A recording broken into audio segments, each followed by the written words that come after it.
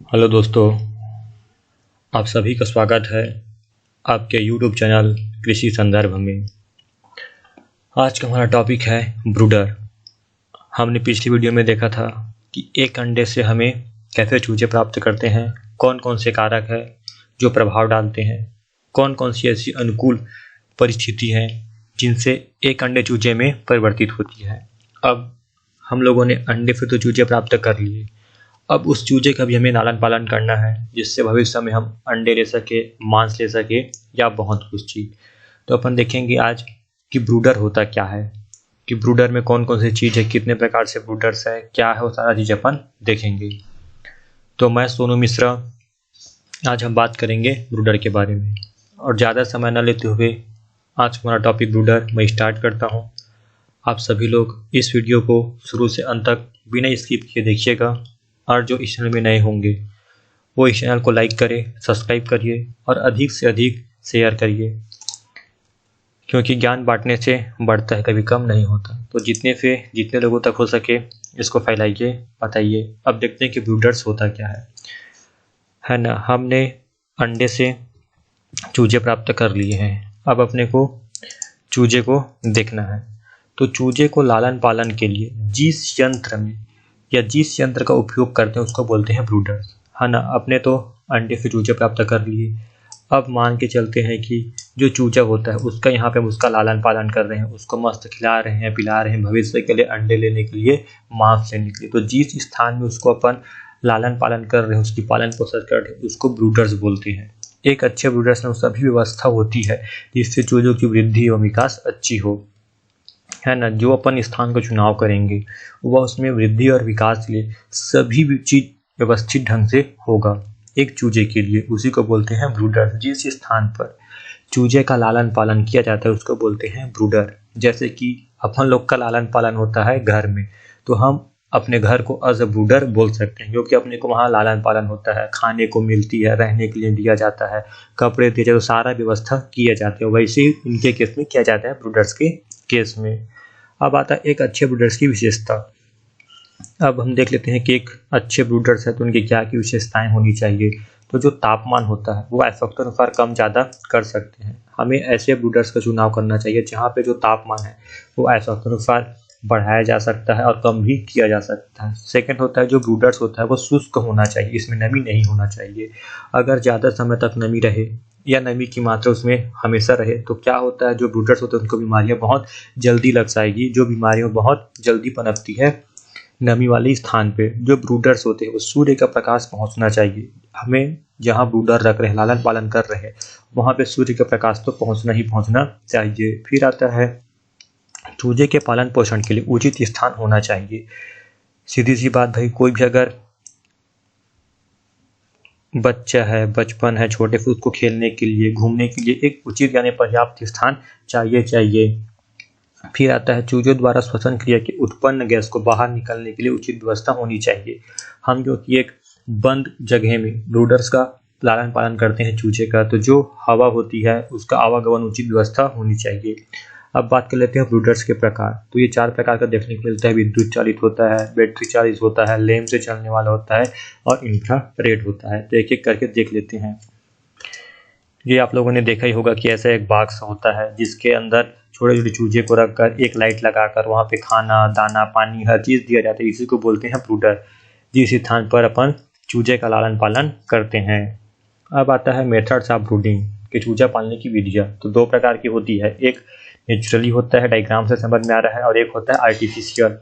जो नेचुरली होता है वो मुर्गियों के द्वारा उनका खाने का, पीने का, हवा का, हर चीज़ की व्यवस्था मुर्गे द्वारा किया जाता है। लेकिन जब हम आर्टिफिशियल रूप से करेंगे तो उसमें हमें हर चीज़, लाइट भी देना होगा, खाना भी देना होगा, समय में पानी देना होगा, समय में ताप देना होगा, और जो अंदर का वायु होगा, हवा होगा, उसको अपने को निकालने का उचित व्यवस्था होना चाहिए। प्रॉपर उसमें लाइट आना चाहिए, सारा चीज़ अपने को देखने को करने को पड़ता है।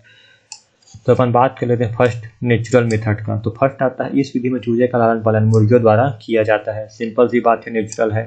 इस कार्य के लिए देसी मुर्गी सर्वोत्तम होती है। अगर लालन पालन की बात करें तो देसी मुर्गी बेस्ट होती है, और अंडे की बात करें तो विदेशी मुर्गी बेस्ट होती है। चूजों को मुर्गियों के साथ छोटे छोटे अलग अलग समूहों में छोड़ दिया जाता है। हम देखते हैं गाँव में या जिनके घर में मुर्गियाँ होंगी वो लोग देखना, जब बच्चे हो जाते हैं, एक अंडे से चूजे निकल जाता है, तो जिधर जिधर मुर्गी जाते हैं उनके साथ में उनके चूजे भी चले जाते हैं। फिर आता है चूजों मुर्गियों के पंखों के नीचे रहकर ही गर्मी ग्रहण करती है ना। ये देखो, ये अपने पास मुर्गी है तो इसके नीचे चूजे है, तो इसी के नीचे अंडे रखकर वो सेने के कार्य करती है। एक अंडे पर जब चूजे में बन जाती है तो इसको अपने नीचे रखा जाता है हीट प्रदान करने के लिए, हीट देने के लिए। एक देसी मुर्गी 10 से 15 चूजे का देखभाल कर सकती है। अगर अपन औसत बात करें तो एक जो मुर्गी है वो 10 से 15 चूजों की देखभाल कर सकती है, और जो नवजात शिशु है उसको 36 से 72 घंटे तक आहार नहीं देना चाहिए। याद रखना, अगर कोई शिशु चूजे है तो उसको 36 से 72 घंटे तक कोई भी चीज़ खाने पीने का नहीं देना चाहिए। फिर आता है आर्टिफिशियल मेथड। यह एक वैज्ञानिक विधि है। यह मुख्यतः 3 प्रकार से होती है। ठंडी दाब विधि वाला होता है, बैटरी दबड़ा होता है, और गर्म दबड़ा विधि होता है। क्योंकि मेथड से बस पूछा जाता है कि कौन कौन से मेथड है, नाम ही पूछा जाता है, ज़्यादा कुछ उसमें से नहीं पूछा जाता। फिर आता है चूजा पालने के लिए आवश्यक बातें।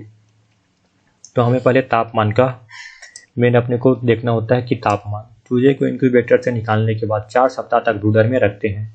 अब हम इंक्यूबेटर से निकाल लिए। इंक्यूबेटर क्या होता है, जहाँ पर अंडे से हम चूजे प्राप्त करते हैं। अब अपने को अंडे से तो चूजे प्राप्त हो गया है, तो उसको ब्रूडर में कितने सप्ताह तक रखेंगे, 4 सप्ताह तक, जिसमें तापमान पहले सप्ताह रखेंगे 95, दूसरे सप्ताह रखेंगे 90, तीसरे सप्ताह रखेंगे 85 और चौथे सप्ताह रखेंगे 80 सेंटीग्रेड। जो चूजे रहेगा उसको पहले सप्ताह में 95 फ़ारेनहाइट देंगे, सेकेंड सप्ताह में 90 फ़ारेनहाइट, थर्ड सप्ताह में देंगे 85 फ़ारेनहाइट और चौथे सप्ताह 80 फ़ारेनहाइट देंगे। ठंड के दिनों में इस तापक्रम को बनाए रखने के लिए 100 वाट का बल्ब, 2 से 3 बल्ब लगाते हैं या हीटर लगा देते हैं। ये अक्सर अपने को देखने को मिलता है जहाँ जहाँ भी मुर्गी फार्म होता है। लाल कलर का बल्ब लगा दिए जाते हैं 100 वाट का, बहुत सारे है ना, उसी को बोलते हैं टेम्परेचर उनसे दिया जाता है। फिर आता है ह्यूमिडिटी, नमी। ब्रूडर में जो आर्द्रता होती है वो 60 से 65 से 70% रखा जाता है।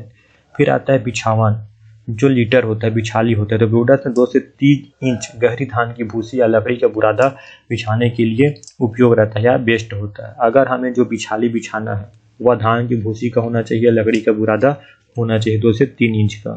अब आता है लाइट।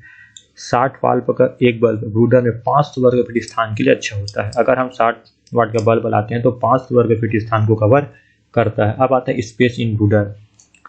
अब सिंपल सी बात है, हर एक ब्रूडर से उसको खड़ा होने के लिए स्थान चाहिए, खाने के लिए स्थान चाहिए, पानी पीने के लिए स्थान चाहिए, खेलने के लिए स्थान चाहिए। तो सारा चीज़ अपन देख लेते हैं। तो जो खड़ा होने का स्थान है, अगर वह चूजा 0 से 4 सप्ताह तक की उम्र की है तो उसको 0.5 से 0.5 वर्ग मीटर चाहिए। अगर वही चूजा 5 से 8 सप्ताह का हो गया है तो उसको 1 वर्ग फीट स्थान चाहिए। अगर 8 से 20 सप्ताह का है तो 2 वर्ग फीट स्थान चाहिए। 20 सप्ताह से अधिक का है तो 2.5 वर्ग फीट स्थान चाहिए। अब विद्युत ब्रूडर में स्थान, अगर हम विद्युत में देखें तो जो भारी नस्ल होता है उनके लिए 10 से 12 वर्ग इंच, और जो छोटी नस्ल है उनको 8 से 10 वर्ग फीट स्थान चाहिए रहता है खड़ा होने के लिए। अब आता है दाना खाने का स्थान। ये तो क्या खाना खाने के लिए चाहिए, अब खड़ा होने के लिए चाहिए। अब दाना खाने के लिए तो जो 0 से 4 सप्ताह की उम्र के चूजे होते हैं उनको 1 वर्ग इंच चाहिए रहता है जगह, और जो 5 से 8 सप्ताह की उम्र के चूजे होते हैं उनके 2 वर्ग इंच चाहिए रहता है। अब आता है पानी के लिए स्थान। खड़ा होने के लिए देख लिए, दाना खाने के लिए देख लिए, अब पानी पीने का स्थान देख लेते हैं। सामान्यतः 100 चूजे को 12 से 20 लीटर पानी की आवश्यकता होती है प्रतिदिन। अगर 100 चूजे है अपने पास तो 12 से 20 लीटर पानी प्रतिदिन उनको लगता है। इनकी पूर्ति के लिए 5 लीटर क्षमता वाले 3 से 4 बर्तन रखने चाहिए जहाँ पे मुर्गी पालन होता है। बर्तन की जो ऊंचाई है छोटे चूजों के लिए 2 इंच व बड़े चूजों के लिए 3 इंच रखना चाहिए। ठीक है भाई, आ रहा है स्पेस की बात। खड़ा होने के लिए अलग चाहिए, दाना खाने के लिए अलग चाहिए और पानी पीने के लिए अलग चाहिए। अब बात करते हैं उपयुक्त समय या ऋतु की, कब कब मुर्गी पालन करना चाहिए। तो उत्तर भारत में जो है नवंबर से फरवरी माना जाता है, और जो दक्षिण भारत होता है जून से सितंबर का समय अच्छा माना जाता है चूजा पालन के लिए। फिर कुछ इंपॉर्टेंट पॉइंट देख लेते हैं इनसे रिलेटेड। तो मुर्गी में जो 2 अंडे देने का समय रहता है 25 से 26 घंटे तक का रहता है। अगर मुर्गी ने 1 अंडा भी दिया है तो जो दूसरा अंडे 25 से 26 घंटे के अंतराल में देगा। जो मुर्गी के गुणसूत्र है, क्रोमोसोम संख्या है, वो 2n = 78 है। अब आता है मुर्गी 2 से 2.5 ग्राम पानी प्रतिदिन भोजन पर ग्रहण करती है। अगर जो मुर्गी है भोजन ले रही है तो 2 से 2.5 ग्राम पानी ग्रहण करेगी। अपन कुछ टर्मिनोलॉजी देख लेते हैं जिससे सीधा सीधा क्वेश्चन पूछा जाता है। एक होता है कैनाबिलिज्म। यह क्या होता है, मुर्गियों का एक खराब आदत होती है जिससे एक मुर्गी दूसरे मुर्गियों के पंख को नोच लेती है, अंडे को फोड़ देती है, जिसको बोलते हैं कैनाबिलिज्म, है ना। जैसे घर में दो बच्चे रहते हैं छोटे छोटे, तो देखते हैं एक बच्चा का जो नाक रहता है बड़ा बड़ा रहता है, तो कहीं वो दूसरे बच्चे से जब लड़ाई करता है तो जिसके नाखून बड़े होते हैं वो दूसरे बच्चे को एकदम से चिमट देते हैं, खरोच कर देते हैं, तो उसी को बोलते हैं कैनाबिलिज्म। जब एक मुर्गी दूसरे मुर्गी के पंख और अंडे को फोड़ देते हैं, तो अपन इसमें एक टर्म आता है डी बेकिंग। जो कैनाबिलिज्म को रोकने के लिए डी बेकिंग का कार्य करते हैं, चोंच को काट देते हैं। जैसे कि बच्चे लड़ाई कर रहे हैं, उसका एक का नाखून बड़ा है, वो दूसरे को कहीं चिमटी कर दिया, वहाँ के पास जो मांस उसको छील दिया, तो अपन नेल कटर से काट देते हैं। वैसे जो मुर्गी के चोंच है उसको अपन काट देते हैं, किसको रोकने के लिए, कैनाबिलिज्म को, तो उसको बोलते हैं डी बेकिंग। और जो यह कार्य है डी बेकिंग का, वह 10 से 14 सप्ताह में करना चाहिए, उससे ज़्यादा उम्र की चूजे में नहीं अपनाना चाहिए। ठीक है भाई, आया समझ में। अब जो वीडियो आएगा अगला, वो आएगा पोल्ट्री हाउस, कुक्कुट, है ना। कुक्कुट के घर देखेंगे कैसा होता है, क्या होता है, कौन सा अच्छा विधि है, ये सारा चीज़ अपन देखेंगे पोल्ट्री हाउस में। ठीक है, थैंक यू।